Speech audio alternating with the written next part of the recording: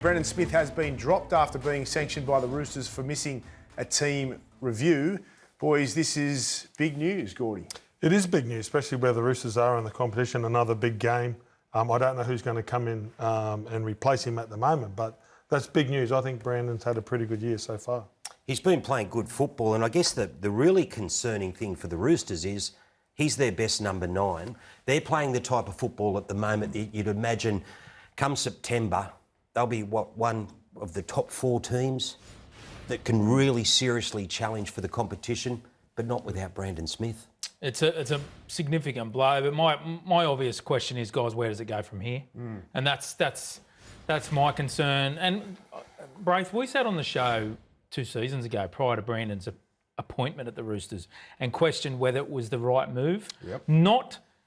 Certainly not branding Brandon's signing that he's a poor player or anything in that regard, or whether he would be a good fit for the Sydney Roosters. And at this point in time, look, for me, I think it's baby steps towards an exit.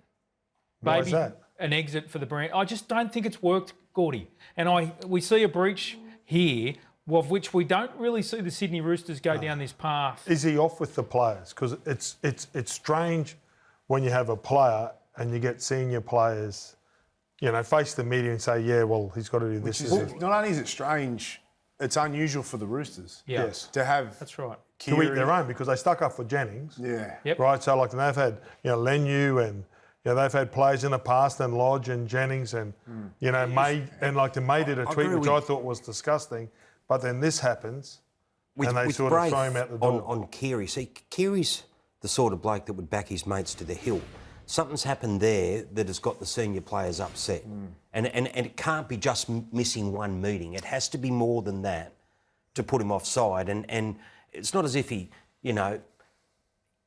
totally unloaded on him, but just to say what Keary said about him, it just makes you think there's more to this than meets the eye. I agree with that. You mentioned it, when we first spoke about Brandon Smith going to the club, it was, is he a genuine 9? Because that's what they needed. And also really fit into that Roosters culture, because we'd heard rumours, of certain behaviours from Brandon on and off the field. Now, he's copped the breach now. Yeah. He's now been dropped. Yep. Is this the start of the end for Brandon? I feel like it is. I really do, guys. And look, if Brandon is invested and committed and dedicated to staying at the Sydney Roosters, I wish him all the best. But they're a ruthless club, the Sydney Roosters.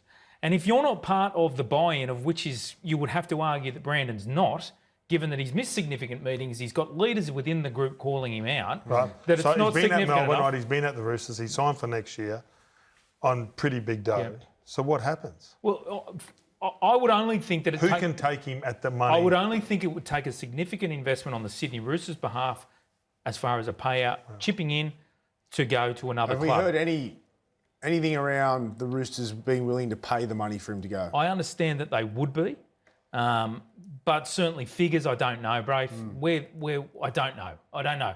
One thing we know about the Sydney Roosters is they rarely admit that they got a decision wrong. And I think by way of payout, it's an admission that they may have erred here on the acquisition of Brandon. Now, we might be putting the cart before the horse and without giving Brandon an opportunity to get back into this footy side. But for me, it smells like we're seeing the slow departure of Brandon Smith. I said it last night's show. I spoke to Nick, and Nick said it was they were just firing a warning shot. But that was before he didn't get named in the team. I thought he'd be named to play this week. So the fact that he hasn't been named, and then looking at the players' reaction yesterday, tells me that there's a lot going on that we don't know about too. One of the considerations too, guys, is there's a real vacuum of experience leaving the Sydney Roosters at the end of this season. Jared Waerea-Hargreaves, Luke Keary, Joey Manu, Angus Crichton yet to re-sign. And with that vacuum of experience leaving the club, I wonder if there's questions being asked on, with a bit of a reset button about to be pushed, some younger players going to be blooded next year at the Sydney Roosters, is a Brandon Smith who will naturally move into a leadership role if he is still at the club. Is he a player that we want setting some standards around the younger players coming through? And I think that's a question that, if it's not being asked, should be being asked. I'll tell you one thing we know about the Roosters. You said the other thing before. One thing we know is they always have a plan. And if But they're, who's out if, there? well, So I'm I think telling Marshall you, King has just every time re-signed they with have a Redcliffe. plan, if they're preparing Wade to offload Brandon Smith, they would have their eyes on someone else and they'll go hard We've got for him. Sandon Smith. They don't start the season to make the top 8. They start the season to win the comp. Sandon Smith, Moriarty's the young kid coming through, right? That's the young fella. Yeah. Watson, they've got who's playing good footy. I think they'll actually go for a half, which with Kiri moving on. So maybe they think the 9 positions covered, and they'll with the money from Brendan they could go for a 7. And they've got a lot of young kids too, like real good depth in that squad at the moment, and kids coming through. So you just never know what's around the corner. But I reckon they need a top number 9. Yep, Smith opened up on the potential fallout from his indiscretion when speaking with Jimmy Graham on Monday's Buy Round podcast. Obviously, I got breached for being late and, or not late, but missing the meeting. And yeah, it was just a complete and utter, I guess, misunderstanding, or like, it was done by me first of all. I was starting to think I was going to get sacked myself. So Trent was disappointed because it's quite a rookie mistake, and I feel like I let people down, and I don't like letting people down. So, and it's something so little like that can, not really little, but something that I just needed, I guess. Yeah, no danger of being dropped this week. Like, do you hope know? not. No, I don't know, but Yeah. I hope not. Yeah, I think what was telling out of that was the fact that he said, I don't know if I will get dropped or not, which means that he thought he'd done the wrong thing because he was worried about that. You could see that in his facial expressions and the way that he was talking. But where does this end here? What's the prediction? What do we think is going to happen to Brandon Smith over the next couple of months? Right now, I reckon it's his moment of truth. Like just listening to what he says there and the fact that they've gone and dropped him when he probably didn't expect that, that's his kick up the bum to say shape up or ship out.